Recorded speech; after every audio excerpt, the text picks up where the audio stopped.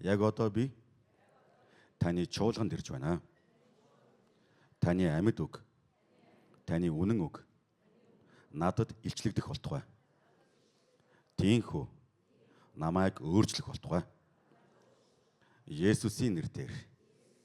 Амен. За өнөөдөр бүгдээ айдастай өдрүүдэд бурханд найдах гэдэг сэдвээр эзнийг хүлээн авнаа. Айдастай өдрүүдэд бурханд найдах гэж. За ямар нэг юмнаас айдаг хүн бэ нөө? Айдаг хүн байл гараа өргөж. За огт айдаггүй юунаас ч айдаггүй юм байна. За байхгүй байлгүй тий. Тэгэхээр бид нэр бурхан биднийг гайхалтай бүтээсэн тий. Ер нь сэтгэл мэдрэмжтэй байхаар бүтээсэн шүү дээ. Сэтгэл мэдрэмжтэй, сэтгэлийн хөдөлгөөнтэй байхаар бүтээсэн. Тэгээ бид нар ингээд юмнаас айх, юмнаас ингээд түгших гэдэг бол хүнд байдаг л нэг зүйл. Ингээд байдаг л нэг сэтгэлийн хөдөлгөөн. Сэтгэл хөдлөлтэй. Харин аль нэг сэтгэл хөдлөлтөө захирагдаж тэрэндээ тий одоо автаж тэрнийхээ хяналтанд орох юм бол тэр бол асуудал болж эхэлж байгаа гэсэн үг. Асуудал болж байгаа. Тэгэхээр бид нар ингээд жишээл ингээд бүх цаг үед ингээд энийгээл яваад байдаг юм байл яах вэ? Юу ч болсон энийгээл байдаг. Энийгээл яваад байна. Тэгэл гадаа тийм машин зам хөндлөн гарч явж байгаа мөргөлчөнгөтэй энийгээл байл яах вэ? Энэ ирүүл үү? Ямар гоё нэгдэг хүн бэ? Ямар аж аргалтай хүн бэ? Пөөх амьдралтай юу ч тохиолдсон юм нэрэ. Тохиолж байгаа бүх зүйлээс аж аргал мэдэрч чаддаг хүн байж тээ гэх үү? Үгүй тий. Өөрөөр хэлбэл тэр чинь ирүүл биш байгаа сте. Эсвэл ингээ юу ч болсон үйл айл яах вэ? Ингээл баяр жаргалтай үе байсан ч хамаагүй зүгээр энгийн үе байсан ч хамаагүй нартай өдөр байсан ч уйлаал, бороотой өдөр байсан ч уйлаал, цас орсон ч уйлаал тий. Шороо шуурсан ч уйлаал, тогтмон сайхан болсон ч уйлаал, голын ирэг дээр очсон ч уйлаал, уулын орой дээр гарсан ч уйлаал. Тэгэл уйлаал яах вэ? Чи бас ирүүл биш үстэй тий. Тэр альва зүйл дээр ингээд ер нь бол бурхан бидний ингээд яг нэг сэтгэл хөдлөлтөй бөгөөд бидний мэдрэмжтэй байхаар бүтээсэн гэдэг нь бас ингээд бүх цаг үед тэр нэг сэтгэл хөдлөлтөд захирагдаж тий одоо тэр сэтгэл хөдлөлийнхөө хяналтанд ордог байхаар бүтээгээгүй. За Христ итгэгч хүмүүсийн донд хийсэн нэг тийм судалгаа байдаг. Сэтгэл зүйн судалгаа. Тэр ямар судалгаа байдаг вэ гэхээр Христ итгэгч хүмүүсийн ер нь айдсын төвшин ямар байдаг вэ гэж. За нэг юм нөгөө сэтгэл зүйн тийм нөгөө чанарууд байдаг. Одоо айдас, төгшүүр, зориг гэх мэт янз бүр. Тэгээ тэр чанаруудын судалгаатай яг адилхан. Тэгээ тэр чанаруудаар ингээд итгэгч хүмүүс юу юунаас айд. За бурханд найддаг юм байна. Бурханд итгэдэг юм байна. За тэгээд яг үл итгэгч хүмүүсийн одоо хэлгээр бол Христийн шашинтай хүмүүс шашны сэтгэл судлал гэж байдаг байхгүй. Христийн шашинтай хүмүүс юунаас айдаг вэ? Буддын шашинтай хүмүүс юунаас айдаг вэ? Исламын шашинтай хүмүүс юунаас айдаг вэ гэдэг юм судалгаа явдаг. За тэрний Христ итгэгч хүмүүсийн судалгаан дээр нэг дүгнэлт гарсан. Тэрний юу гэхээр Христ итгэгч хүмүүсийн хамгийн их айдаг зүйл юу вэ? За та юу гэж бодож байна? Бурхан намайг орхичих үедээ гэдгээс айдаг гэж. Бурхан намайг орхичих үедээ гэж айдаг. За тэр нь юунаас болоод тэгж гараад байгаа юм чинь хийсэн алдаан дээрээ тулгуурлаа тий. Одоо хийсэн алдаанаасаа болоод яана энээс болоод бурхан намайг мартчих үедээ, орхичих үедээ, бурхан намайг шийдэгчих үедээ, бурхан намайг үл тоочих үедээ нөгөө хийсэн энэ алдаа гим нүглийн маань үр дагаврыг тий одоо надад учруулчих үедээ. Тэгээ энэ хийсэн гим нүглийнхэн одоо үр дагавар маань миний үр хүүхдэд хүрээд ирэх үедээ энэ амьдралд болохгүй байгаа энэ бүтлгүүдэл маань миний хийсэн гим нүглээс болоод байгаа юм шүү. Амьдралд ингээд болохгүй байгаа те ингээд янз бүрийн ингээд алдаатай оноотой тэгэл ингээд одоо юу гэдэм амжилтгүй байгаа тэр бүх зүйлс маань миний нөгөө өмнө хийсэн гим нүглээс болоод байгаа юм биш үү гэдэг айдас байдаг гинэ. Айдас байдаг. Тэгвэл өнөөдөр бүгдээрээ эзний үгнээс суралцъя. Христч хүмүүс юу найх ёстой мó ёсгүй мó гэж. Айдсын үед юу яах ёстой юм бэ? Айж ингээд те ингээд хаасайгүй зарлаад орлоод ямар амар юм бэ гэж дагжин чичрээ шүдэ аваад явах юм уу? Эсвэл айсан ч гэсэн айсан мэдрэмжээ хүчээр дараад би айхгүй, би бурхантай учраас айх ёсгүй. Бор ягаад гэвэл бурхан нам бүү ай гэж хэлсэн ингээд хүчээр өөрийнхөө мэдрэмжийг дараад явах юм уу? Бүгд хамтдаа дуулал номын 56 дугаар бүлгийн 3-4 дэх ишлэлийг хүлээн авцгаая. Дуулал номын 56-гийн 3-4.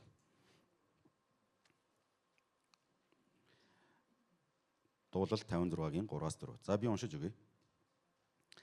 Дайсагнагсад минь. За айдастай өдрүүдэд би танд итгэн найднаа. Бурхны дотор үгийг нь би магтана. Бурханд би итгэсэн, би айхгүй. Мах бодтон надад юу хийж чадах вэ гэж хэлсэн. Би дахиад уншия. Бурхны дотор үгийг нь би магтнаа. Бурханд би итгэсэн, би айхгүй. Мах бодтон надад юу хийж чадах вэ гэж хэлхийнхээ өмнө 3 дугаар ишлэлээр айдастай өдрүүдэд би танд итгэн найднаа гэж хэлсэн. Амен. За, энэ бол Давид хааны бичсэн дуулал байгаа. За 56 дугаар бүлгэл бүхэлдээ л яг ингээд яг энэ дуулал гэсэн үг. За, яг ямар нөхцөл бичигдсэн бэ гэхээр та нар маань гэртээ очиод энэ юуг нь уншаарай, түүхийг нь уншаарай. 1-р Самуэль номын 21 дугаар бүлэг дээр байгаа. 1-р Самуэль номын 21 дугаар бүлэг дээр гардаг. За, Саул Давид хааныг өхөөдөг те. Давид хааныг өгөөд Давид ингээд зүхтдаг, ганцаараа зуцаад. Тэгээд Нобт гэдэг нэг хотод очиод Ахимелех гэдэг нэг юм тахилч дээр очдог. Тэгээ өсөж өгөх гээд аль идэж уух юм бэ нөө надад гэсэн чи надад ч идэж уух талмал юу ч байхгүй байна. Энэ хэр нэг юм юуны тахилд бэлдсэн ариусгасан талх байна. Энийг зөвхөн тахилч нар л идэх ёстой гэдэг.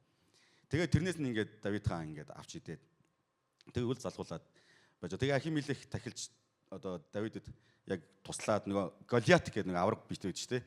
Тэр авраг битний чинь нөгөө сэлмийг нь тэр Ахимелех хадгалж идэг байхгүй. Тэр Нобт гэх хотод. Тэгээд надад энэ л сэлэн байна. Та энийг аваад яв гэд. Тэгээ Голиатын сэлмийг аваад. Тэгээ явдаг. Тэгээ явж байхдаа хаашаа очдөг вэ гэхээр одоо Филистчүүдийн Гат гэх хот. Нөгөө Гат гэх хот нь нөгөө нэг Голиатын төрс нь нутаг байхгүй. Нөгөө авраг том биш те. Тэгээд нөгөө нэг толгойн стаж шүү дээ. Тэгэнгүүт Филистчүүдийн тэр Ахиш гэдэг одоо хаан дээр очиод одоо Давид одоо толгоо орохдог чи аймаг ууж. Намайг одоо хэсэг хугацаанд ингээд арваач. Тэгсэн чинь нөгөө тэнцээс нөгөө хааны ордонд байсан хэсэг нөхдөө Давид хааныг харангуйтаа хүүшээ эн чинь нөгөө Израилийн хаан юм биш үү? Өө эн чинь одоо юу вэ? Нөгөө хаан чинь нөгөө нэг манад хүрээд ирсэн байгаа юм биш. Манай нөгөө Голиатыг алдаг нөхөр гэ хаандаа хэлсэн. Тэгээ энийг Давид хаан сонсонготой за ер нь байдлыг үүтлээ. Одоо ер нь бол намайг барьж яваад алах нь байна гэж бодонготой. Яадаг лээ?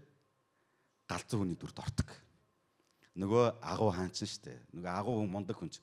Тэгээ Саул мянгыг те Давид 10,000-ыг аллаа гэл ингээл нэг тэрүүгээр нэг Израильаас сүрэтжсэн нөгөө агуу баатар жанжин чинь нөгөө өөрөөсөө том авраг биетэй Голиатыг те ганцхан дүүгрүүрээр нам цохиж унгаагаад очиод толгойг цацаж авч ирсэн нөгөө нэг бяцхан хүү чинь одоо нөгөө нэг дайсныхаа өмнө очиод аврал гуугаад байсан чинь нөгөөдөл нь таньсан чинь галзуу шиг саралж байгаа. Тэгэл хаан маан дээр ингээл юм цараашаал ингээл тэгэл хаалан маалган дээр ингээл юм бичээл тэнгүүтээ нөгөө шүлсээс ахлаад агуулж ингээл гоожуулаад те тэр чинь одоо араб ертөнцийн юм урт сахалтай байдаг ч те тэгээ одоо би төсөөлөд байгаа юм ингээл шүлсээ ингээл савруулж байгаа юм ингээл тэгээ хин ч харсан тэр ингээд нэг галзуу хүний дүр шууд орсон. Тэгээ хаан Давидыг харангуйтаа хөөе наа чи юу те одоо бидний өстөнд байсан наа чи галзуу хүн та нар миний өргөнд аваад ирсэн надаа гар зайлуул гэдэг. Ингэж ам болтордог байхгүй. Яг энэ үедээ Давид дотроо энэ дуулалыг дуулчихсан гэж. Сонмоостэй. Гаднаа галзуу хүн шиг гаднаа амьд үлдэхийн тулд те ингээд хичээж те одоо ямар л одоо боломж байна тэрийг ингээд эрэлхийлжсэн мөртлөө дотроо бурханд хандаж ингэж залбирчихсан. Гоожсэн. Өнөөдөр магадгүй бидний амьдралд ямар нэгэн зүйлээс айж байгаа айдас байгаа бол магадгүй ингээ амьдралынхаа өдөр хоногуудыг хараад амьдралынхаа ингээд үйл явдал өнгөрсөн түүхээ харсан чинь ер нь амар амжилтгүй амьдэрсэн тий амар алдаануудаа амьдэрсэн эсвэл амьдралдаа гаргасан амар том буруу шийдвэрээсээ болоод өнөөдрийг хүртэл одоо сөрөг хортой үр дагаврыг нь хүртээд явж байгаа өөрөө сүрээд зогсохгүй хайртай дотны хүмүүсээ гэр бүлээж гисэн сүрэлцэн ингээд явж байгаа бол магадгүй тийм хүмүүс ингээ ирээдүгөө сайхан айдас ирээдүйд итгэх итгэл байхгүй явж байгаа. Би юуны төлөө амьдрах юм бэ? Би юун дээр тулгуурлаж амьдрах юм бэ? Би хэний төлөө амьдрах юм бэ? Магадгүй амьдралд нь те маш хүнд хохирол, гарц, хүний гарц тохиолдсон бол амьдрах утгуучаар алдсан тийм хүмүүс ч гэж магадгүй. Тэгээ оройн унтахтаа те дээш хараад хөвтөж явахдаа яана би энэ амьдрал дуусвал яана.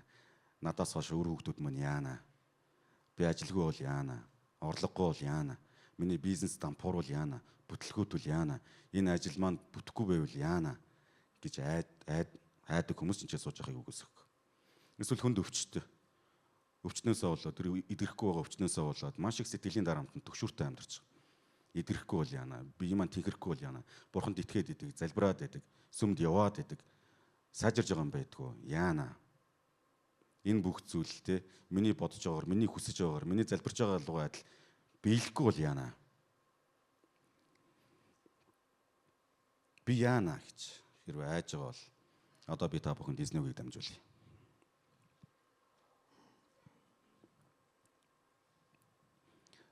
Хүн бүрд ер нь бол айдсын мэдрэмж байгаа.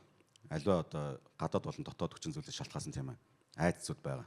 Гэхдээ судалгаагаар ийм дүгнэлт гарч ирдэг. Тэрний үхээр нэг хүний айж байгаа одоо маш олон зүйлс байгаа шүү дээ. Тэр бүх зүйлсийг нь жагсааж тавиад харах юм бол ихэнхдээ биш. Ер нь бол 85% нь тэр нийт айдсын 85% нь хизээч биелэхгүй айдс.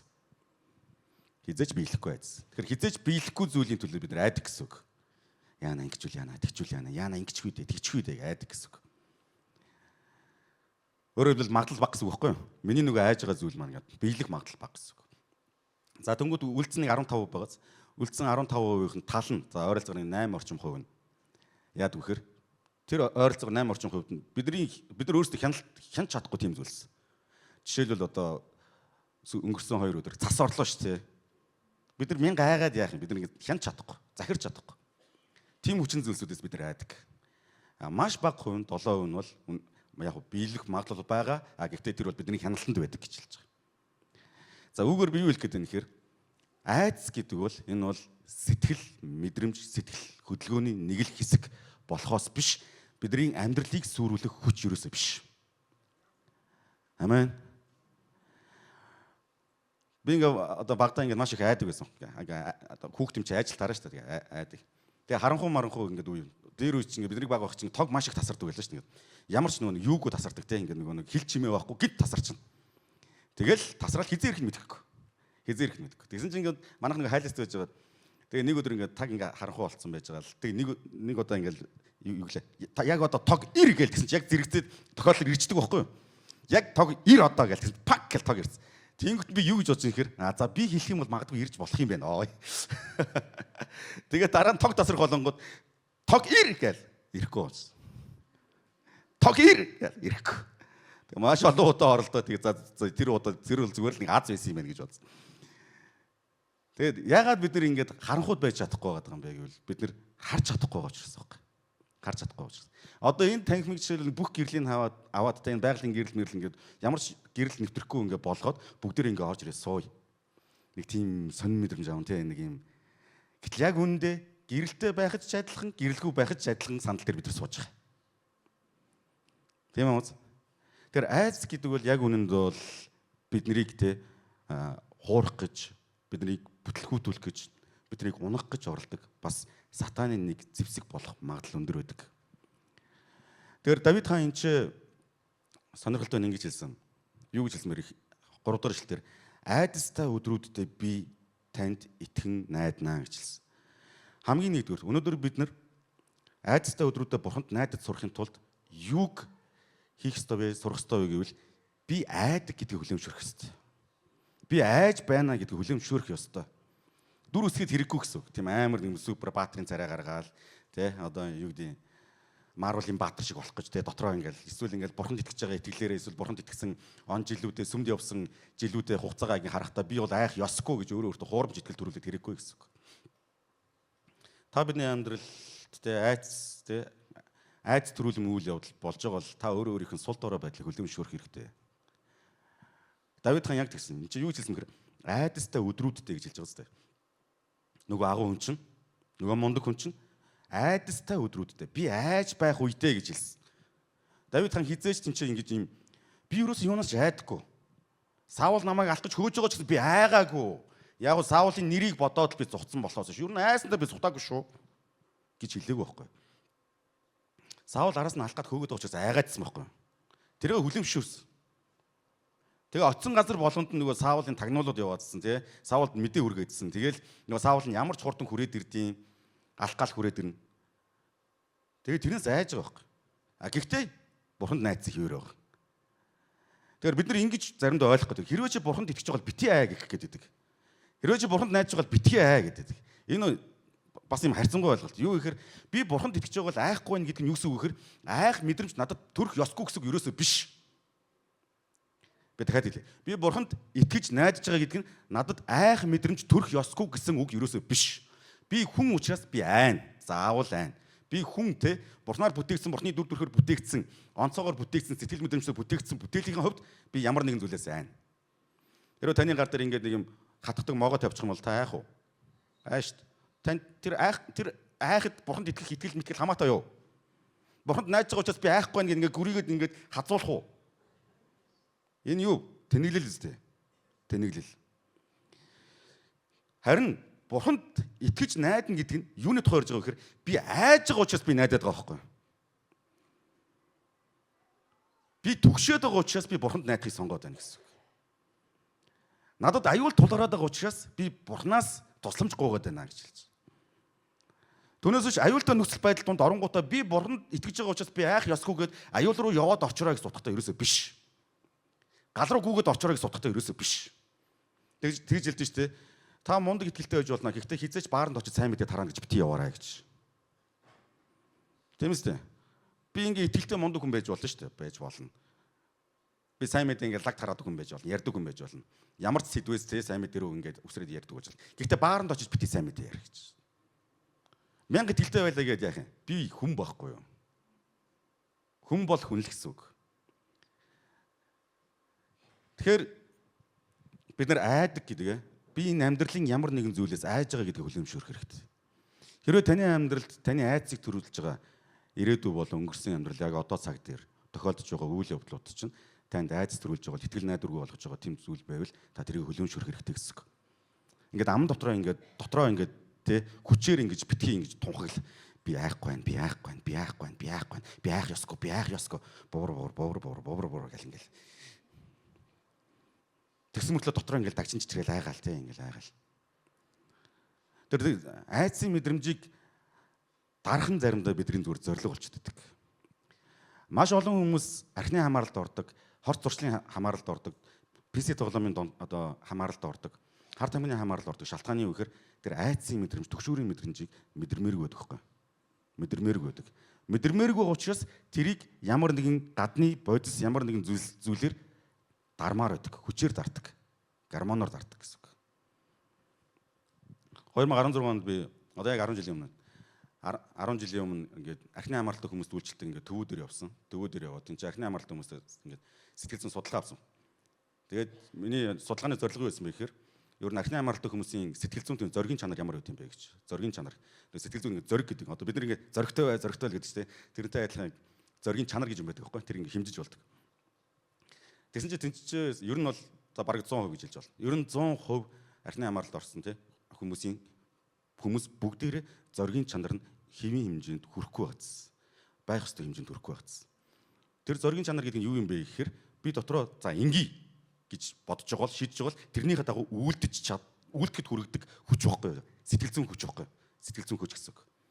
Тэгэхээр аюу олон удаа бид нар ингэдэг үстэй ингээ өөрт байгаа ямар нэгэн муу юм өөрчлөх гээд хичээдэг те муу юм өөрчлөх гээд хичээдэг те за би өстой энэс болно би дахиж ингэхгүй гэж дотроо шийддэг тийм үү ухамсартаа ингээ шийддэг үстэй ингээ боддог үстэй тэгж боддог хүн байна уу би ганцаараа бодоод байсан юм л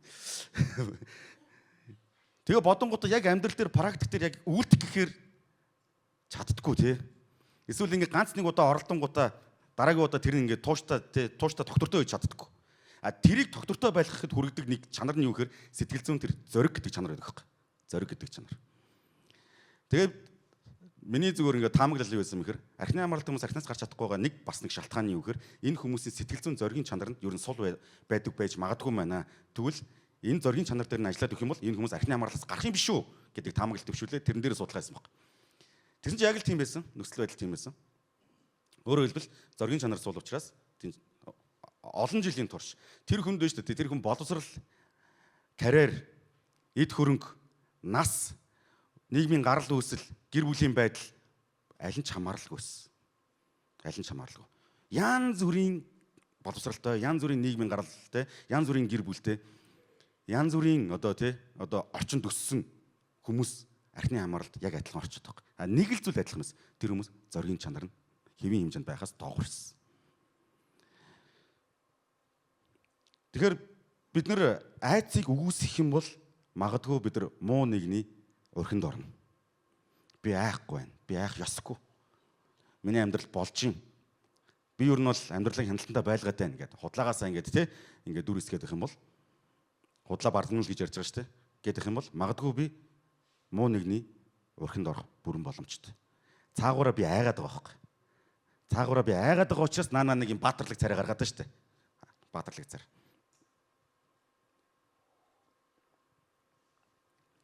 Тийм учраас Давид хаан чи юу гэж хэлж байгаа нэхэр айцтай өдрүүддээ би танд итгэн найднаа гэж хэлсэн. Иохан номын 16-гийн 3 дугаар эшлэлээр эзэн Есүс Христ гэсэн яг адилхан ер нь бол зүйлийг хэлсэн. Иохан 16-гийн 3 дээр та нарыг миний дотор амар амгалан байг гэсэндээ би та нарт энэ зүйлсийг хэллээ. ертөнцид та нар зовлонтой байна. Гэвч зоригтой байх тун би ертөнцийг ялсан гэж айлтлаа гэж хэлсэн. Амен. Энд нэг чухал зүйл хэлсэн. Тэрний үгээр ертөнцид та нар зовлонтой байна гэж хэлсэн. Энэ эзэн Есүс Христ өөрөө яг маш тодорхойлсон. Та нар зовно гэж хэлсэн. Та нар зовно. Та нар хэцүү зүйлийг туулна. Таны амьдралд хэцүү зүйл тохиолдно. Христэд итгэнгүүтээ эсвэл сүмд ирэнгүүтээ эсвэл пастораар тавиад залбирлан таны амьдрал ингээд өрөөс авч байгаа юм шиг янзын сайхан болохгүй гэдгийг эзэн Есүс Христ хэлсэн. Харин ч эсрэгээрээ хэлдэг тийм үү? Есүст итгэх юм бол та нарыг ертөнц авчнаа гэж. Ертөнц зовоно гэж хэлдэг. А гэхдээ их амлалт байгаа. Хэдий тийм ч гэсэн би та нарын дотор амар амгалан өгнө гэж хэлсэн. Тэр энэ чинь ингэж хэлдэг үү? Би та нарын амьдралаас зовлонг чинь зайлуулна гэж хэлээгөө. Харин та нар зовно. А гэхдээ тэр зовлон дотроо та нар амар амгалан байна гэж хэлсэн. Амен.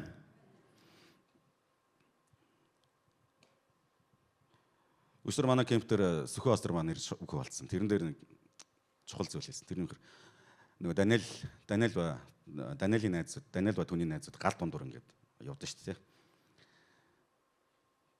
Бурхан биднийг зовлонгоос гаргахыг эсвэл бидний амьдралд асж байгаа тэр зовлонгийн галыг унтраахаас илүүгээр харин тэр зовлон дунд бидэнтэй хамт алхахыг хүсдэг юм а гэж хэлсэн. Тийм учраас тэр гал дундуур Давидын биш Даниэлийн найзуудтай Бурхан өөрөө хамт алхаад явж ирсэн юм а гэж. Тэгэхээр бид айцаа үгүйсэхгүйгээр хүлэмжшүүрээд авчих юм бол бид нар хинт найдах ёстой вэ гэдгийг ойлгоно гэж. Ойлгоно. Би хинбэ гэдэг нь ухаарна. Би ямар сул дорой юм бэ гэдгийг олж харна гэсэн үг. Амьдрал дээр бид нар ингээд ийм баатарлаг царай гаргах шаардлагагүй болно гэсэн үг. Мундаг царай гаргах шаардлагагүй болно гэсэн үг. Давид хаан яг л үнийг хэлж байгаа. Нөгөө нэг галзуу хүн шиг жүжиглж явах та, галзуу хүн шиг шүлсээ гожуулж явах та, галзуу хүн шиг тэр хаалган дээр очиод юм сараачж явах та дотроо би айж ин бурхан минь гэсэн. Би үнэхээр айж ин. Гэхдээ би танд найдаж байна гэж. Амен. Тэгм учраас бүгдээрээ айцыг бидний амьдралд тохиолж байгаа тэдгээр айцыг бид нар үгүйсэхгүйгээр харин хүлээмжшүүрөөд бурханд найдахыг сонгоё. Бурханд найдахыг сонгоё. Айн гэдэг бол энэ сул дорой байдал ерөөсөө биш. Айн гэдэг бол гим нүгэлч бас биш. Итгэгч хүн юмнаас айж болно шүү дээ. Айж болно. Манай их нэг муурнаас айдаг байхгүй. За байхгүй байхад нь хэлж байгаа. Үзэж байгаа болов мэддэг. Муурнаас айдаг. Би болохоор нэг амар амтмаас ерөөс нэг айгаад байдаггүй ингээд. Битээр яг эрс тэрс ингээд хоёр өөр гэр бүлд ингээд өгсцэн. Би бол ер нь ингээд баг ингээд шорооморон дээр ингээд баг ингээд юу ч хамаагүй ингээд барьж маавал ингээд алж хитаал ингээд явж исэн. Тэгээ ерөөсөө нэг айхтар амтмаас нэг айдаггүй байхгүй. Манайх нар болохоор ингээд муурнаас айдаг. Тэгээ тэр муурнаас айна гэдэг бол миний хувьд бол зүгээр ингээд инээдэн байхгүй юу бүр ингээд муурнаас айгаад тахта яад юм бэ гэж бүр ингээд бүр за юу гэдэг юм бүр ингээд гайхмаар. Тэгэхдээ одоо би хүлэмжшөрж байгаа. Манай ихтер угаасаа л муурнаас айдаг ирээдүйд ч айх юм байна гэдгийг. Тэнгүүд би хажууд нь ингээд мянга ингээд болооч те. Тэгээ кемп дээр очсон чинь нөгөө кемпийн гадаа ингээд хариуцдаг долгор их чинь гэрд ингээд 2-3 муур байдаг байхгүй. Тэгэхээр чи нөгөө гэрийн муур ч бас яачгүй шүү дээ. Гэрийн муур нь ингээ яг ингээ хаалган дээр ингээ сөхөж манай дээр орж ирч чаддаг. Битээр зохион байгуулалт хийж байгаа шүү дээ. Орж нэг юмаа ярих гэдэг. Их чинь муур холболчих тэхүү гэдэг ингээ зохисгоо. Тэр хүн айж болно. Тэ. Тэнгүүд би ихнэрээ харангуйтай тэ ингэж хэлж болохгүй байхгүй. Итгэгч юм биш яга муурнаас айгаад өгөлээ. Гэхдээ бүр пастор ихнэр үжиж. Яга муурнаас айгаад байгаа. Итгэлж хаана байна? Аа. Заримдаа амьдрал бид нэг ингэж хандах гэдэг. Би ингэх ёсгүй. Би итгэж хүн учраас би итгэх ёсгүй. Би хайх ёсгүй. Би хулчих ёсгүй. Би сул дорой байх ёсгүй. Эн чинь яг үүндээ бидрийг хаана авчдаг вэ гэж хиймэл баг зөвхөт хөргөдөг байхгүй. Хиймэл баг зөвхөт хөргөдөг. Тэгээ түрүүний ярьсан тэр Христ итгэгчдийн дунд хийсэн судалгаан дээр биш үү те? Итгэгч хүмүүс бас юунаас хамгийн их айдаг вэ гэж чуулган доторх нөгөө итгэгч нараас айдаг гэж хэлсэн. Яг юунаас нь харахаас айд юм уу? Үгүй. Шүүмжлүүлэхээс айдаг. Өөрийнх нь жинхэнэ дүр төрхийг мэдчихвээ гэдгээс айдаг. Мэдчихээд шүүх үедээ, буруутгах үедээ, яллах үедээ гэдгээс айдаг. Амар байгаас тээ. Тэгээ манайхын кемпээр би кемпийн үгийн цаг дээр нэг юм асуулт асуусан. Тэрийг танаас асууч. Лайваар үзэж байгаа хүмүүсээс асууч. За манай бүсийнхэн бол мэдчихэж байгаа. Юу гэж асуусан мэгэр? Маргааш өглөө таныг ингэж сэрсэн чинь таны өнгөрсөн амьдрал, тэг өнгөрсөн 5 жил хийсэн, өнгөрсөн 5 жилийн хугацаанд хийсэн таны бүх гим нүгэл бүх гим нүглийг Facebook дээр, Instagram дээр нийтэлж.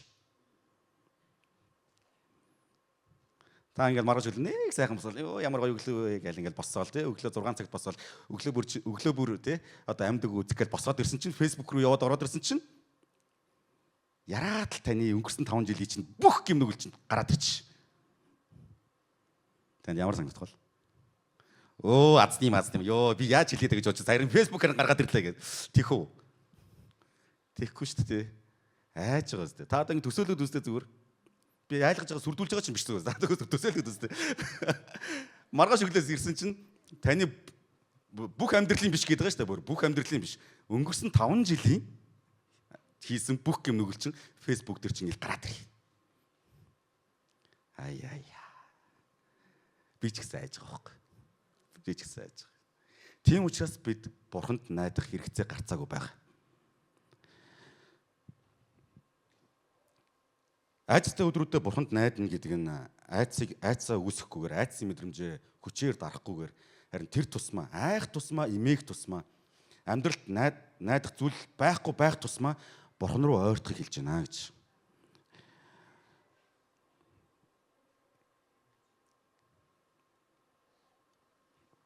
Би та бүхнийг уриалж байна. Хэрвээ таны амьдралд айц төрүүлэм амар санагдж байгаа тэм зүйл байвал битгий тэр айц дотроо өөрийгөө яллаж, өөрийгөө хинч биш болгож, өөрийгөө битгий өхүүлээрээ, битгий мөхүүлээрээ харин тэр тусмаа Христ рүү ойртоорой.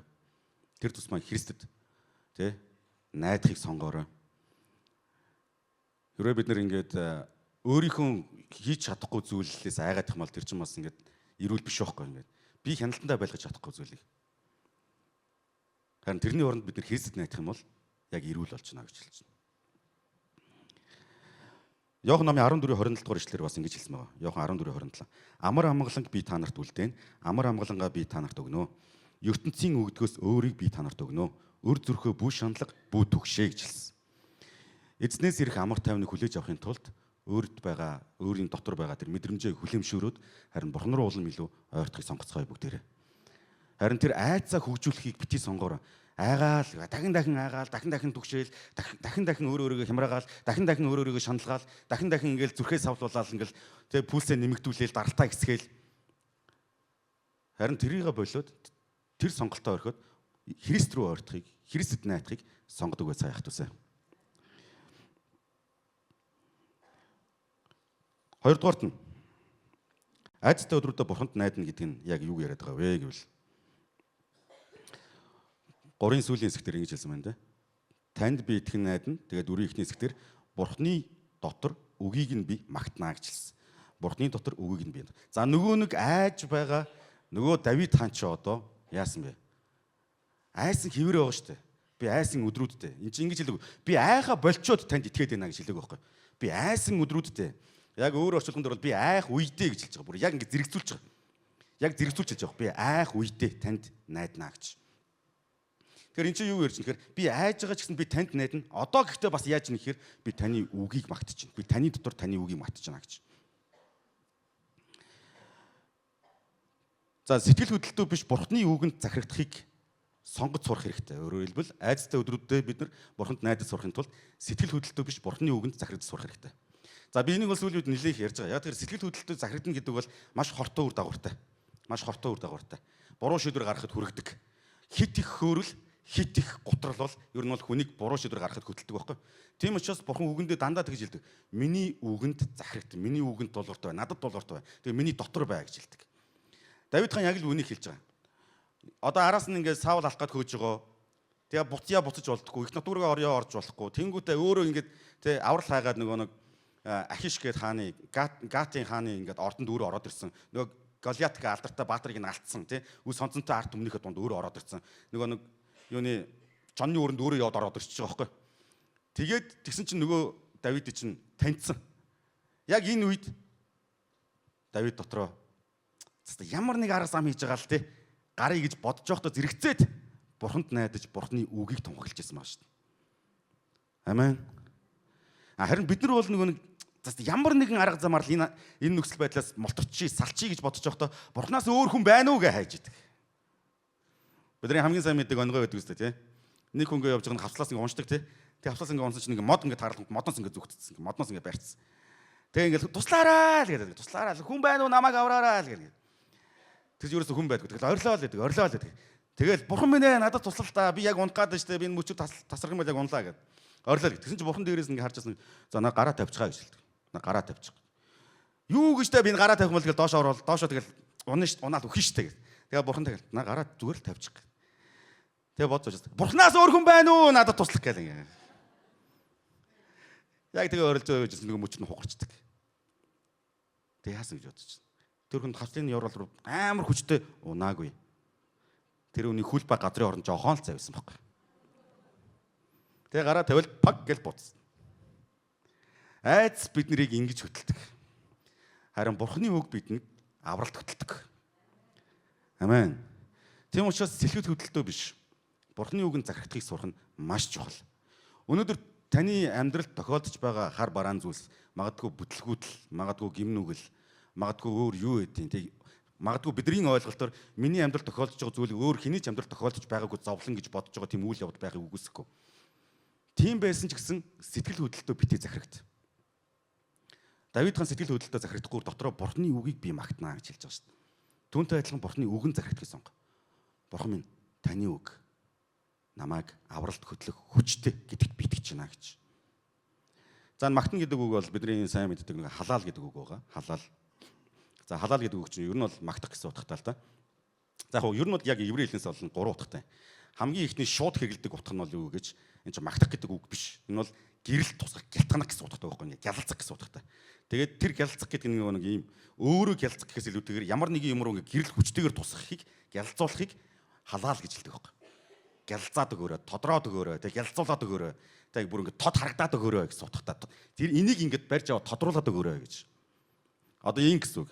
Айлын камера над руу ингээд миний нүүр дээр ингээд зүүмдөд өгдөө гэж хэлэхдээ юу гэж вэ? Миний нүрийг тод харуулад өгдөө. Айлын намайг халаал хийгээд өгдөө гэсэн утгатай байхгүй. Ер нь энгийн утга нь тэр. Хоёр дахь утга нь юу вэ гэхээр за энэ бол их гоё. Би энэ үгэнд бол энэ утганд амар дуртай. Ер нь бид нар ингээд магтах гэл ингээд ерөнхий ойлголтоор ойлгож байгаа. Энэ бол ингээд бүр ирч хүчтэйгээр бүр ингээд одоо ингэж байгаа. Бүр энергитэйгээр одоогийн хэлээр бүр энергитэйгээр бурхныг алдаршуул. За алдаршуул гэдэг үг нь ийм утгаар хэлэгдэж байгаа. Үйл итгэж хүмүүсийн дунд бурхнаараа өнгөр гэсэн утгатай байхгүй. Бурхнаараа өнгөр. Хөөе манай бурхныг харж идэ та нар. Манай бурхан бол ийм агуу бурхан. Манай бурхан бол ийм хүчтэй бурхан. Манай бурхан бол ингэж авардаг бурхан гэж өнгөр гэсэн утгатай. Бүр ирч хүчтэйгээр. Түүнээс тэр үгийнх нь тэнтэй. Манай бурхан бол сайн. Та бол сайн бурхан гэлтэй. Тэгэл энэ чирэнгүү танаа бурхан чи ямар бурхан гэдэг. Манай бурхан уу? Чи манаас юм зүгээр очиод үзэх үү гэлтэй. Би яг чамд ярьж чадахгүй байгаа даа. Чи юу яг манай сүм дээр очиж манай пассворттой болцох нөгөө шинэ хүмүүс ингээ урд очиж суудیں۔ Тэнгүү тэр хүмүүс нэг гоё юм яриад өгч тийм. Ингиж биш. Харин ч маш хүчтэйгээр зоригтойгоор халаал буюу бурхнаараа өнгөр гэсэн утгатай. Амен. Тэгээд мэдээж бидний нөгөө мэддэг халалуя гэдэг үгний үндэс шүү дээ. Халалуя гэдэг үг үндэсний үндэс. Тэгээд яах буюу Явэ гэдэг үг хамгийн сүүлд нь байгаа. Явэг алдаршуулах, Яваг магтах гэсэн үгний чинь үндэс нь халаал гэсэн үг.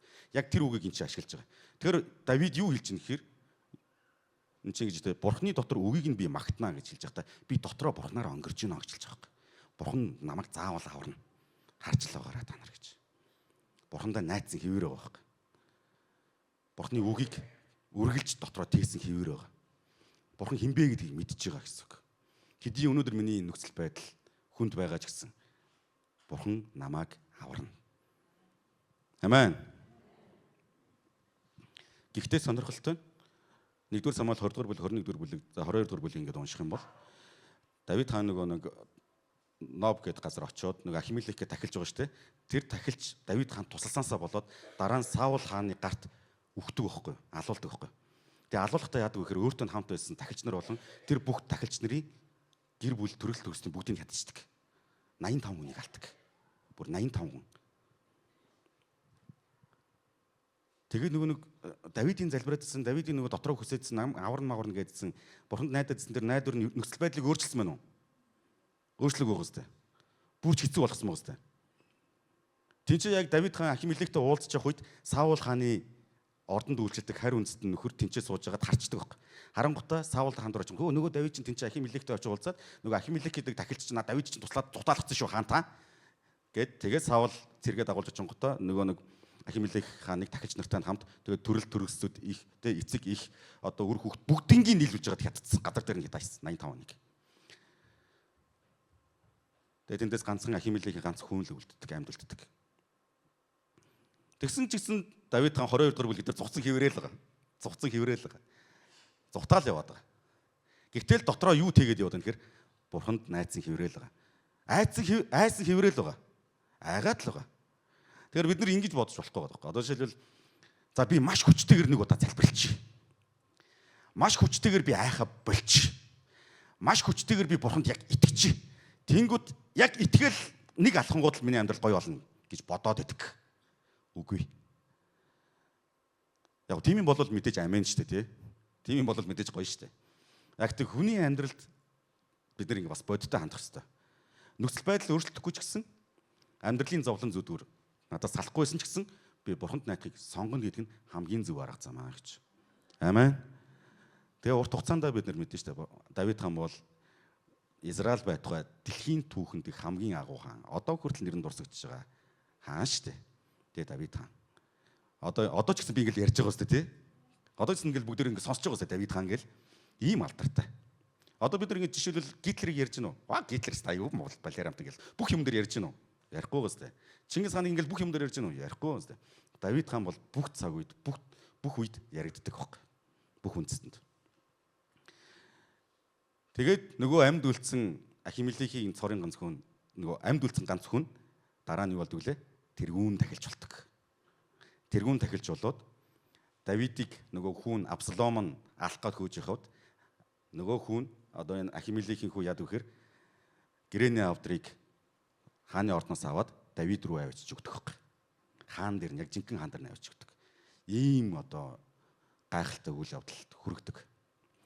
За тэгэхээр Бурханд найдана гэдэг бол зүгээр ингээд зээжэд илтэйл би найдаж чинь, би найдаж чинь, би итгэж чинь, би итгэж чинь. Би итгэж байгаа учраас миний амьдрал сайхан зүйл болно. Би итгэж байгаа учраас би залбирч байгаа учраас би масаг өрж байгаа учраас миний амьдрал янзын сайхан болно. Нөхцөл байдал өөрчлөгдөх ёстой. Заавал өөрчлөгдөх ёстой. Яг л би залбирч чинь, би бүр тэрч байтгаа бүр хэдэн хоног те одоо 21 хоног мацаг барьлаач гэдэг юм уу те. Ингэж бодож болохгүй гэж. Нөхцөл байдал өөрчлөгдөхгүй байсан ч гэсэн Бурхны үгэнд найдахыг сонгосон хэвээрээ байх нь айдастай өдрүүдэд Бурханд найдана гэсэн үг ээ. Амен. Амен.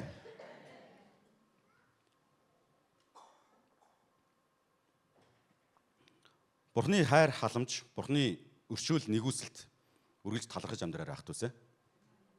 Тэгээ Бурхнаар нэг шийдэгдэн гэж айдаг хүмүүс ер нь бол одоо юу гэдэг алдаа гарах магадлал ер нь өндөр байдаг гэж байгаа байхгүй. Ер нь ингээд юу гэдэг алдаа гарах гэхээс илүүтэйгээр нөгөө нэг айснаасаа болоо буруу шийдвэр гарах магадлал өндөртэй. Бурхан намайг шийдэгчэндээ. Бурхан намайг те одоо хайчиндаа. Миний амьдралд болж байгаа зүйл бол Бурханы шийтгэл юм биш үү гэж боддог хүмүүс ер нь айцаасаа болоо буруу шийдвэр гарах магадлал өндөр. Ямар хүмүүсээс илүү өндөр байгаад байна гэхээр Бурханы хайранд итгэж, Бурханы хайр халамж, Бурханы нэгүсэл дотор Бурханд те Бурханы авралт найдаж байгаа хүмүүсээс хэд дахин өндөр байдгүй бол 3-5 дахин өндөр байдаг. Тэр айдсын мэдрэмж нь. Тэр өөрөөр хэлбэл ийм гэсэн үг шүү. Ингээл Бурхан намайг шитгэж гэдэг алхам тутамдаа л ингээд айгаал сандраал төвшөөл яваад байна гэсэн үг. Тэгэл нөгөө хүүхдэн гадаа тоглож байгаа л ингээл гусуур дээрээ сонцож яана би өчтөр нэрээ тэрнтэй муудалцсан. Хөрчөө өөрийн адил хайрлах чадаагүй. Пээс та нэрэ тэрнээс боллоо миний хүү гусуур дээрээс унчлаа гэл ингээл айгаал яваад. Тэгэл дараа нь нөгөө хүүхэд нь гусуур руу гарах гэж байж гэл ингээл тий. Ийм байнгын төгшүүртэй амьдралд өрч. Тэгэхээр би та бүхнийг үнэхээр уриалж байна. Христэд итгэнэ гэдэг бол энэ бол ялын амьдрал биш байхгүй юу? Ялархаж амьдрах амьдрал биш. Ингээд боочлогдож амьдрах амьдрал ерөөсөө биш. Заримдаа бид нар ингээд ийм хит тийм одоо юу гэдэг за туучрыг хэлж бол одоо яа гэм бол буруу юм бол тийм хит тийм рационал байдлаар те ингээд нэг юм хар цагаан болох гэдэг. Хар цагаан болох гэдэг. Өөрөөр хэлбэл нөгөө хийж байгаа бүх үйлдэлийнхээ үр дагаврыг би хүртээд тэгээд би зовж байгаа бол миний хийсэн гим нүгэл тэр хэрээрээ том байна гэж өөртөө бодох гэдэг. Эн чинь бол яг үнэндээ Библийн зарчим бас биш шүү дээ. Эн чинь нөгөө нэг буддын шашны нөгөө бясалгалын чинь нөгөө нэг карма гэдэг ойлголт шүү дээ. Тэ үлийн үр дүн гэдэг юм чинь шүү дээ. Харин Бурхан биднийг би өмнөх номлол дээр бас ярьж байсан. Бурхан биднийг нүгэлгүй болсны дараа авраагүй. Нүгэлтэй байхад Есүс өөрөө ирсэн шүү дээ. Бид нар Есүсээр очиагүй. Есүс өөрөө бид нар дээр ирсэн байхгүй. Бид нар үлсээрээ аврагдаагүй. Бид нар итгэлээрээ аврагдсан. Амен. Тийм учраас бид тэ энэ амьдралд айх ёстой бол бид нар хинээс айх ёстой гэвэл миний энэ махан биеийг устгах, махан биеийг сүрүүлэх, миний идэж уух, тэ хоол хүнсийг дутагдлалд оруулах, өмсөх зүүхийг тэ одоо гачигдалд оруулах тэр хүчин зүйлсээс айх хэрэггүй гэж Библи хэлдэг тийм үү? Харин хинээс айгаар гэдэг үлээ. Сүнсийг чинь мөнхийн там дунгах тэр нэгнээс айгаараа гэж хэлдэг. Бурханаас имэгэрээ гэж хэлдэг. Гэтэ имээ гэдэг нэг дагжин чичрээрийг сутгаар биш, харин хүндэлж, биширж, мөргөж амьдраарай гэж хэлж байгаа. Амен уу? Тэгэхээр айдастай өдрүүдэд Бурханд найдана гэдэг бол хоёрдугаарт нь сэтгэл хөдлөлтөд битгий авт. Сэтгэл хөдлөлөөр битгий өдөрдөл. Уур хилэн дээр чинь нар бүү жаргаг. Долоогөр чинь 70 дахин уужил. Уурлавч нүгэл бүү үйлт. Эдгээр ингээд зарчмуудыг харах юм бол дандаа сэтгэл хөдлөлийн эсрэг байгаа зү. Сэтгэл хөдлөлөө хурдан дуусгаад өг. Хурдан дуусах. Бол. Одоо тэгэл үйл уучлаасаа сал хэдэн жил зурлаж явах юм болооч. 20 жилийн өмнө таны гомдоосон тэр хүнийг өнөөдрийг хүртэл 20 жилийн турш өдөр бүр ингэж бодож зовж үзэн ядаж амьдрах нь эцсийн дүнд хэн үхэж байгаа вэ, хэн хохирч байгааг л нөгөө үлийн уучлалтайгаа хүн л хохирч байгаа. Бурхан үүнийг мэдж байгаа байхгүй. Сэтгэл хөдлөлийнхэн боол болно гэдэг бол эцэстээ тэр хүн өөрөө өөрийгөө л өхүүлж байгаа хэлбэр. Харин үүнийхээ оронд тэр хүнд нөхцөл байдал донд тэр хүнд мэдрэмж дундаас намайг чөлөөлж чадах, аварч чадах Бурханд найдаад өгөөч. Бурханы үгийг тунхаглаад өгөөч гэж хэлж байгаа. Бурханы үгийг тунхаглаа. Тэгээд тодор чангаар өөрөө өөртөө итгэх хэмжээндээ хүртэл итгэх хүртлээ бүрэн найдах хүртлээ Бурханы үгийг өөрөө өөртөө тунхаглал. Энэ нөгөө талаар юу гэж хэлж байгаа нөхөр дандаа л нөгөө нэг болохгүй байгаа зүйлээ дахин бити яриа л яваа та гэсэн үг. Очоол ингээл болохгүй байгаа юм аа ингээл яриад манай итгэжтэй нэг байдаг дүр зураг шүү дээ ингээл яаста тэрийг сөөс тэгсэн залбираал тэр маань ингээс дахиад уучлаа суг нь гайг байсан сүүлийн 2 сар уг нь уугаагүй байхгүй сүүлийн 1 жил уугаагүй байхгүй тэнгисэн байхгүй тэгээд сүүлийн 6 сар уг нь гэрээсээ гараагүй байхгүй тэгсэн ч гэсэн ингэслээ гэл нэг өөмаал яриад байдаг. Энд чинь нөгөө юу хэлээд энэ хүн сэтгэл хөдлөлтөөр хит их автаад байгаа байхгүй захирагдаад байгаа. Харин трийгээ даваад трийгээ ялаад тэрнийхээ цаана гараад хэдий юм байгаа ч гэсэн би Бурханд итгэж чинь. Бурхан миний хань ижлийг өөрчлөн гэдэгт би итгэж чинь. Аврна гэдэгт би итгэж чинь. Миний хүүг өөрчлөн гэдэгт итгэж чинь. Намайг эдгэн гэдэгт би итгэж чинь. Намайг үл уучлаас нь чөлөөлнө гэдэгт итгэж чинь. Бурхан миний өнөөдөр тохиолдож байгаа энэ хүнд хэцүү нөхцөл байдлаас намайг гаргаад аавна гэдэгт би итгэж чинь. Ягаад гэвэл Бурхан тийм хүч чадал байгаа гэж. Амен. Дэлхийн 2 дугаар дайны үед Нидерландд бөөмийн эгч дүүс гэж нэг алдартай одоо эгч дүү ирсэн. За Голландын ямар ч тосгон билээ за мэдгүй нэг тосгонд. За ер нь бол ингээд аим алдартай байхгүй. Тэр эгч дүүс яасан бэ гэсэн чинь ингээд дайм болонгоч ингээд еврейчүүд чинь ингээд цуцсан шүү дээ. Ингээд нэлээд их цуцсан. Еврейчүүд цуцсан. Тэгээд нөгөө одоо Германы эсрэг одоо эсэргүүцлийн хөдөлгөөнд өрнүүлжсэн хүмүүс бас цуцсан. Тэнгүүд бөөмийн эгч дүүсийн тэр гэр бүл одоо зогтож байгаа еврейчүүдэд ингээд тусалсан байгаа байхгүй. Тэгээ нэг ханандаа ингээд ийм нууц өрөөтэй хинч харсан гаднаас нь харахаар мэддэхгүй. Агт онгойлгох юм бол ингээд нууц өрөөдөг. Тэнд нэг 5-7 хүн бол хангалттай багтчихар хэмжээний. Тэгээ ингээд ингэж хүмүүсийг ингээд зогтож байгаа хүмүүсийг оруулж гаргуулаад тэгээд ингээд одоо хуурамч бичиг баримтаар дүүлдээд хүний аим аврахын тулд ингээд хийлсэн. Нийтдээ ойролцоогоор нэг 800 орчим хүнийг аварсан гэдэг юм байна. 800 орчим хүн. Тэгсэн амар өндөр тоогоос тий. Амар өндөр тоо. Бид нар ч одоо ингээ 8 хүн туслах нь битээ л дээ өөрийнхөө хажууд байгаа хүндэж яа гэж яхад. Тэгвэл тэр хүн гэр бүл бол 800 хүн тусалсан байгаа. Тэрсэн чи яг 44 оны 2 сард үлээ. 44 оны 2 сард германчууд ингээд яг тэр мэдээллийг авангуудаа дахиад ороод ирсэн. Дахиж орж ирээд хамгийн түрүүнд германчууд юу гэж бодсон мэхээр за энэ нууж байгаа хүмүүсээ Подолдоо нууж байгаа гэж бодоод Подол руу яваад орсон юм байна л та. Подол руу явж аваад ингээд нийслэг хийжсэн чинь нэг 2 давхарт байсан нэг 6 хүн байсан юм байна. 4 еврей 2 одоо юу гэдэг эсрэг үзэсгэлэн одоо хөдөлгөөний хүмүүс. Тэр 6 хүн тэр хооронд нэг хан нууц өрөөлөө яваад орсон юм байна л та. Яваад орчиж. Тэгэл нөгөө германчууд чинь ингээл энд байгаа гэсэн мэдээлэл ирсэн учраас энэ заавал байгаа гэл ингээд нийтдээ 30 цаг хүлээсэн гинэ. Цэргүүд нь бүгдээр ингээд явцсан дүр үзүүлээд за ингээд аль ханаанд чимээ гаргах нүгэ. Тэгэхдээ зэрэгцээд нөгөө бүүмийн гэр бүлийнхний бүгднийг аав маав те одоо бүгднийг аав авчихсан. Бүгдийг авч хорцсон. Тэгээ гэр бүлийн гишүүд байхгүй. Тэгээ тэр дотор ингээд цэргүүд нэг үлдсэн. Тэгээд нөгөө 6 хүн чинь хан дотор 30 цаг ямар ч хөлөхгүй хийгээгүй. Зогссон байгаа шүү дээ. Тэгээ хамгийн одоо сонирхолтой нэг юм бас гайхалтай нь тэр 6 хүн амьд үлдсэн. Зургуул амьд үлдсэн. А гэхдээ нөгөө гэр бүлээс ганцхан хамгийн бага дүү эмэгтэй л амьд үлдсэн. Бүтэн гэр бүл нь байхгүй өгсөн. Лагерт өгсөн, 20 лагерт өгсөн. Аав нь хоригдсноос 10 хоногийн дараа 84 настай аав нь 84 настай хүн шоронд орж байгаа шүү дээ. 10 хоногийн дараа өгсөн. Эг чинь 6 сарын дараа Германы 20 лагерт шилжснийхээ дараа хүн өвчнөр нас орсон. Гэхдээ эг чинь нас орохоос өмнө дүүдээ юу хэлсэн гэж ингэж хэлсэн. Дүүн Германы хорих дээр очингууд Германы хорих бол хамгийн аимшигын бараг л там шиг газар байсан гэж хэлдэг. Дүүн. Тэгэд эгчтэй ингэж хэлсэн баг. Эгчээ би үнэхээр их айж байна. Өдөрт тий одоо өдөр болгон л нэг тодорхой тооны хүмүүс алдаг байгаа байхгүй. Маргааш би өөхөх үедээ гэдгээс айж байна. Эгчээ би маш их айж байна. Би бүр ингэж миний айц бол өстө үнэхээр одоо тий би энэ чи хизээ өөхөх бол гэж айж байна. Тэгсэн чи эгч нь ингэж хэлсэн. Энэ дэлхийд Бурхны хайр нэвтэрч чадхааргүй тийм гүн харанхуй гэж байхгүй гэж хэлсэн. Амен. Тэгээд хамгийн харамсалтай нь эгч нь нас нөгөө дүү бүүм нь суллагдахаас 10 хоногийн өмнө эгч нь нас орсон. Тэгж хэлсэн шүү дээ. Тэгж хэлсэн одоо ингээд эгч дүү хоёрыг харьцуулах юм бол эгч нь илүү итгэлтэй байгаа сте тий. Эгч нь илүү төвчээртэй байгаа сте. Гэхдээ амьдрал юу болсон? Тэр эгчийн хувьд бол үхлээр төгсөж байгаа байхгүй. Гэтэ нөгөө хамгийн их хайжсэн дүү нь аврагдсан. Энийг бол тэр одоо дүүн ингэж ярьдаг өөрөө. Энэ бол Бурхны гайхамшиг байсан гэж хэлдэг. Яг нэг өдөр байсан чинь гинт тэр бүүм гээд дүүг нь дууцсан байна л та. За ингээд чи суллагдахар боллоо гэж сулчиж. Тэгээд хожим нь болохоор энийг юу гэж хэлсэн бэ? Энэ германчууд өөрсдийнх нь бичиг баримтны алдаа хийсэн гэж үздэг. Бичиг баримтны алдаа гаргаад тэгээд тэр эмэгтэй суллагдсан юм байна.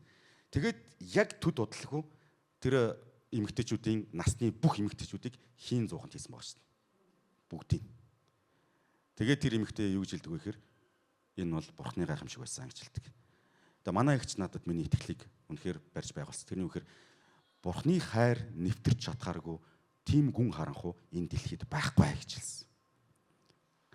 Ямар ч гүн харанхуйд бид нар байсан. Ямар ч хүнд хэцүү нөхцөл байдал донд бид нар байсан. Бурхны хайр үргэлж бидэнтэй хамт байгаа. Бурхан үргэлж тантай хамт байгаа. Амен. Бурхан таныг харж байгаа шүү. Тийм учраас сэтгэл хөдлөлтөд бити автаарай. Бити айцаараа удирдуулаарай. Уур хилэнгээр бити удирдуулаарай. Үш хонзонгоор бити удирдуулаарай. Үл уучлаар бити удирдуулаарай. Тэр сэтгэл хөдлөлийн боол бити болоорой. Айгуу олон ах нарт би ингээд очиод уулзгаар ингээд та одоо архиухаа болооч. Зөндөл уулаа штэ. Одоо болооч наа би хаага бодолтоо. Одоо энэ амьдрал одоо ингээд бурхан итгээд ингээд явж байгаа ингээд сүмөнд явж байгаа мөртлөө ингээд ууж идэх одоо болчул яа тийм бэ гэхээр үгүй ээ хэцүү штэ дүүмэн чинь ахыг ойлголт оч. Сэтгэл хэцүү штэ хэлдэг. Тэгээ би ингээд асуудаг. Юу хэцүү байгаад байгаа юм бэ гэ. Одоо наад ингээд нэг юм өлөг домог олсон юм наад тэгээ айл дивэн гал юм орхооч дээ гэдэг. Хэцүү юм ч очил гэдэг. Тэгээ би юу гэж хэлмээр байгаа даа гэхээр би ер нь бол нийтэд нь бүгдэд нэг жилмээр байна. Сэтгэл хөдлөлийнхөө боол бити бол. Сэтгэл хөдлөлтөд бити захирагд. Хэдий мянга уурчин хурж исэн ч гэсэн уур хилэндээ бити захирагд. Хэдий гомдож исэн гомдож байсан ч гэсэн гомдож байгаа ч гэсэн гомдолтоо бити захирагд. Гомдлынхаа боол битгий бол. Амен. Амен. Давид хаан бол Саул хааныг бол үзэн ядаагүй шүү хамгийн сонирхолтой. Саул хаанаас өс сонзон юусэн авъя гэж санааг байхгүй. Тэгээ хоёрынтоо хэлсэн мэт гэхдээ Саул яраас Саул хаан та уг нь бол би таныг алчих боломжтой байсан шүү гэ араас агуу дотроос орилдог өстэй. Та нар тэр санаж байна уу?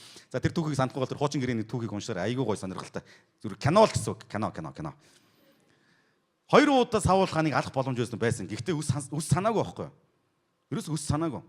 Гэхдээ нөхцөл байдал донд тэ үс санаагүй учраас би Саултай нүр тулчий гэж бас үлдээгүй. Амиа аврахын төлөө хичээсэн. Гал дундаас гарах гэж хичээсэн. Гэхдээ түүний сэтгэл хөдлөл тэ тэр өөрийнх нь тэр мэдрэмжээс хол байсан баг. Харин юутай ойрхон байсан бэ гэвэл Бурхны үгтэй ойрхон байсан. Амен. Бурхны үг бол биднийг нэрэ үнэхээр өөрчилж чадна, босгож чадна. Бас биднийг илчилж чадна. Тэ?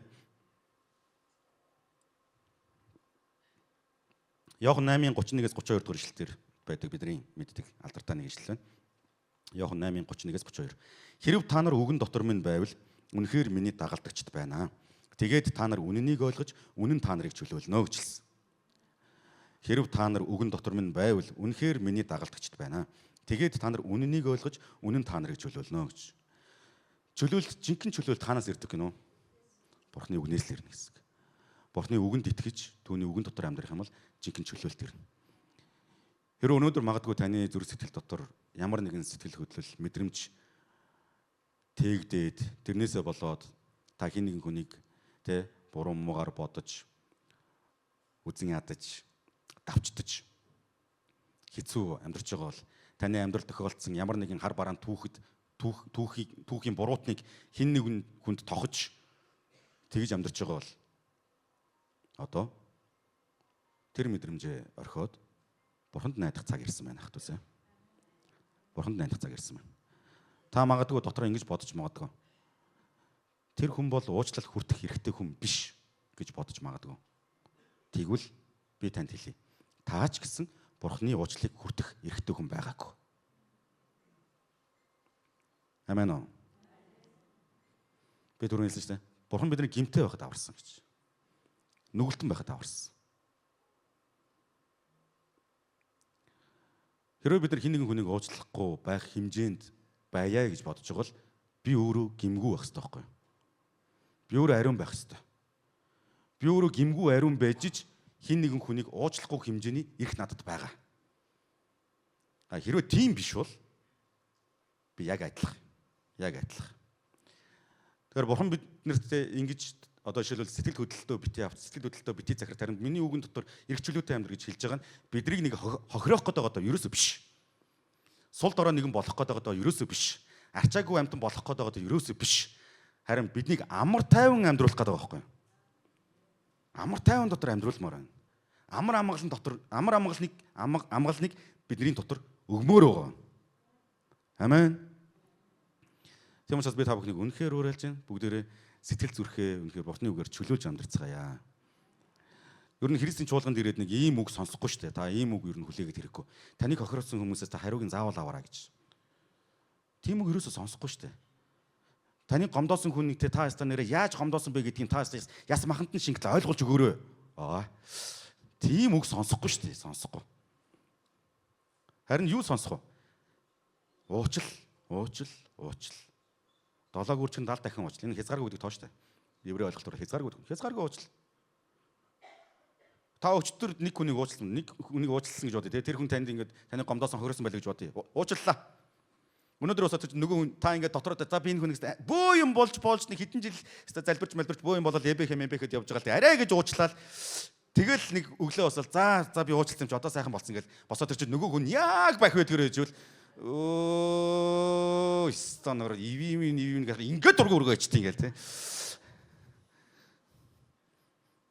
Бидний уучлал хязгаартай. Бидний уучлалыг тийм хязгаартай байдаг байхгүй. Харин Библи юу гэж заагаад байна? Хязгааргүй уучлал. Маргааш нь ч гэсэн уучлал. Нөгөөдөр нөгөө хүн чи босч ирэл яг л бах байдгүрэн дахиад уучлал. Гэхдээ уучлал гэж байгаа нь юу гэсэн үг вэ? Очоод наалдаад гарах гэсэн үг биш байхгүй. Өөр уучлал. Хэл язгараа тогтоо. Мууд бүдэлд. Муг сайнаар дийл гэж хэлдэг. Амен. Өснүүдийнхэн дээр галтай, цогтой нүүрс овоолмоор байгаа бол яа гэдэг вүлээ? Уучлал. Тэдэнд сайнаар хандаж. Үнэхээр дайсан чинь те толгоон дээр ингээд одоо ингэ төсөөлөл л одоо ингээд лаг зүрлэл байгаа сте. Толгоон дээр ингээд нэг юм гал астанд юм цогтой ингээд нүүрс ингээд яваад байгаасаа гэж үнэхээр хүсэж байгаа бол одоо бидний хүсэл яг тийм ээ шүү те. Тийм бол тэр үнийг уучил гэж хэлсэн. Амар гоё. Өстой гоё. Би юм бол хэцүү байгаа байхгүй те. Үнэхээр зовмоор байгаа байхгүй. Энэ бол үнэхээр гайхалтай бурхны одоо зарчим байна. Ах дүүсээ.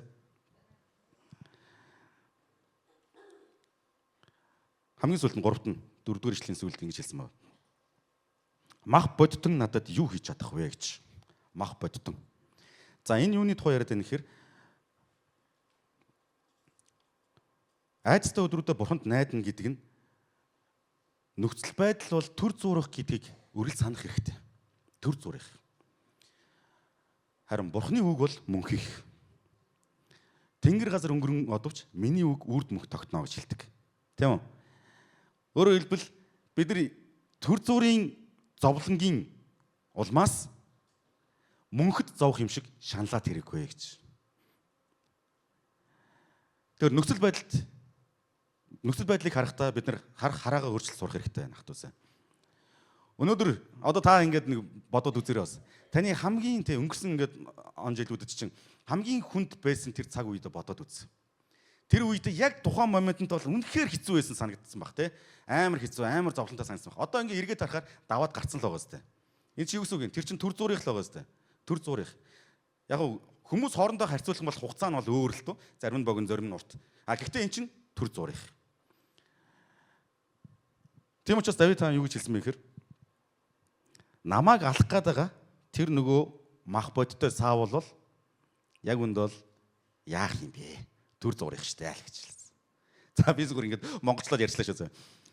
Өөрөөр хэлбэл тэ миний амийг авах гээд байгаа энэ нөхцөл байдал, намайг алах гээд байгаа тэ араас хөөгд байгаа нөхцөл бол энэ бол төр зурих. Бурхан надтай хамт байгаа цагт, би бурханд итгэж байгаа цагт энэ бол төр зурих байх болно гэж хэлсэн. Тэгэхээр бүгдээрээ нөхцөл байдал биш бурхан руу харах хараагаа илүү тод болгоцгоё. Нөхцөл байдлаа хараад шаналаад байх биш. Нөхцөл байдлаа хараад зовоод байх биш. Болохгүй байгаа, бүтэхгүй байгаа зүйлээ хараад гутраад байх биш. Харин бурханд итгэж, бурхан ямар агуу юм бэ гэдгийг бүгд өөрөө өөртөө сануулдаг байцгаа яах вэ? Яг энэ Давид хаан шиг. Давид хэдийгээр галзуу хүн шиг жүжиглэж исэн ч гэсэн дотроо бурханд найзан хэврээл байгаа шүү дээ, тэ? Яг түүнтэй адилхан. Тэр нөгөө нэг би бол яг юуны бол эсрэг байдаг. Ингээд одоо юу гэдэг юм учиргүй ингээл нэг тий би Есүст итгэж байгаа учраас миний энэ амьдралын зовлон өстой яг миний хэрэг залбирснаас шалтгаалж шийдэгдэнэ гэж бодох итгэл ер нь бол бас яг зүв бас биш гэж би хэлнэ. Тэгвэл маш олон хүмүүс нэг ийм итгэлээр ер нь яагаад хандаад байдаг. Ямар итгэлээр гэхээр хичнээн их залбирна төдий чинийгээр энэ залбирлын хариулт заавал надад ирнэ гэж бодоод байдаг. Давид хааны цаг үед ер нь ингээл Библийн түүхүүд ингээ харах юм бол яг бас тийм биш шүү дээ. Ер нь бол тийм биш. Эзэн Есүс Христийн 12 дагалдагч нарын амьдрал юугаар дууссан?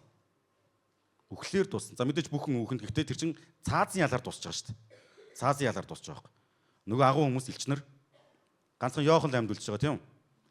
Тэгэхээр бидний хувьд нөхцөл байдлыг янзын сайхан болгоно, янзын гоё олно гэж итгэхээс илүүтэйгээр энэ хүнд хэцүү нөхцөл байдал донд бурхан заавал надад туслана гэсэн итгэлтэй байх хэрэгтэй. Тэгээд нөхцөл байдал өөрчлөгдөхгүй байсан ч гэсэн энэ зовлон донд бурхан намайг зөвөөр чиглүүлээд удирдаад миний хүч чадал болно гэдэгт итгэх хэрэгтэй гэж. Энэ бол төр зурих дуусна. Амен. Хамтаа босцгоё бүгдээрээ.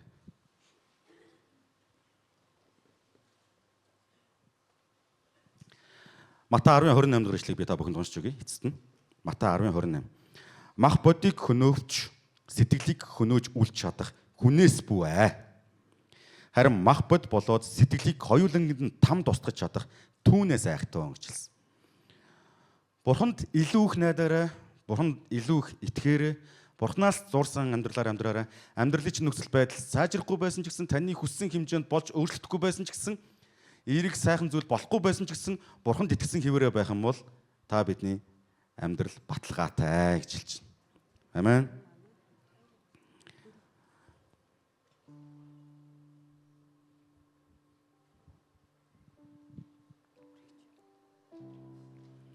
Одоо бид хамтдаа залбирцгаая.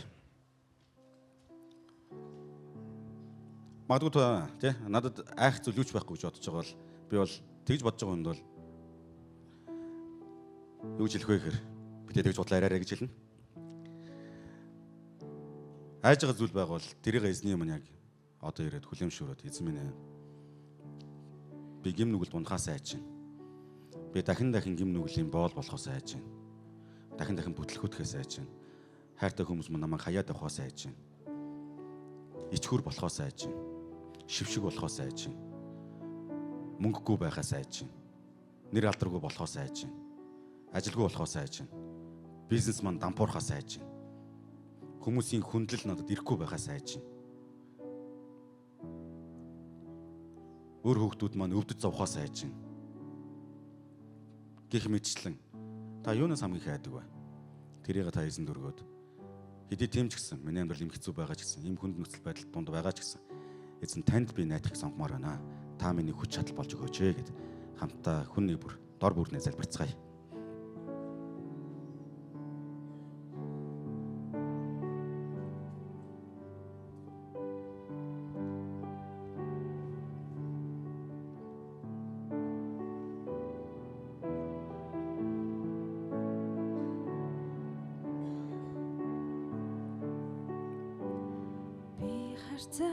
Тань руу оргий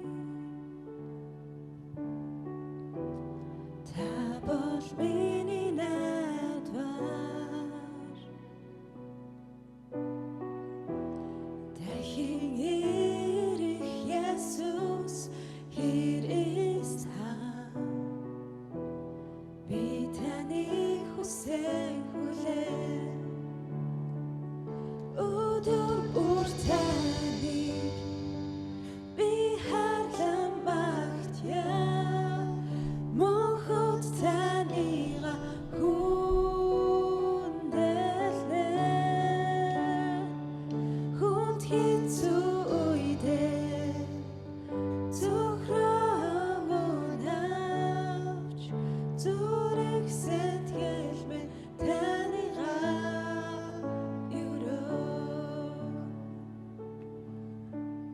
Есүс эзэн минь бид таних өмнө ирж байна. Хайртай аав минь та бидний төлөө энэ хорвоо дэлхийд ирээд биднийг айцаас чөлөөлж биднийг амар тайван дотор дуудсан билээ эзэн минь. Эзэн минь бид тэгээд өөрсдийн дотор байдаг айцаа хадгалдаг нэгэн баймаарг байна. Айцаа хадгалж айцынхан боол болж айцаар хөглөгддөг нэгэн баймаарг байна. Харин бид тэдгээр бүх айдсыг таньдаа даатгаж таны үгэнд итгэж найддаг нэгэн болмоор байна Есүс. Хий хоосон айдсаар санаа зовлтоор түгшүүрээр амьдралаа хүнд зовлонтой болгохыг та бидэнд бүү зөвшөөрөөч. Амьдралын санаа зовлтод зүрхээ дарлуулахыг та бүү зөвшөөрөөч. Дэлхийн хуурам мэхлэлтэнд автахыг та бүү зөвшөөрөөч. Эзэн минь үргэлж бид танд найдаж таны үгэнд итгэж амьдрахад та бидэнд туслаарай гэж тань сайгууж байна. Эзэн та биднийг сүнслэг мөхөс байдлаас хүчрэгжүүлэх болтугай. Итгэлийг маань та өсгөх болтугай.